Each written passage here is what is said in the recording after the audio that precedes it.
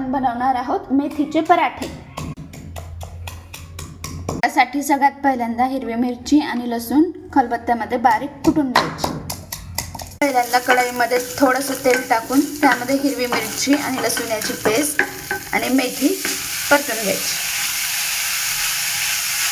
याच्यामध्ये आपण पहिल्यांदा 1 वाटी गव्हाचं पीठ, 1 चमचा डाळीचं पीठ, मीठ, जिरे, थोडीशी धन्याची पावडर, हळद, तीळ आणि फ्राय केलेली मेथी यात टाकायची। आता याला मिक्स करून घेऊ।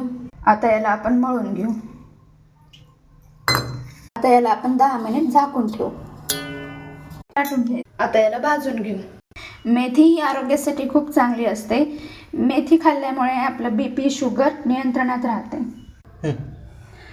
पराठ्याला तूप लावून दोन्ही साइडने छान भाजून घ्यायचं आणि आपला पराठा रेडी आहे।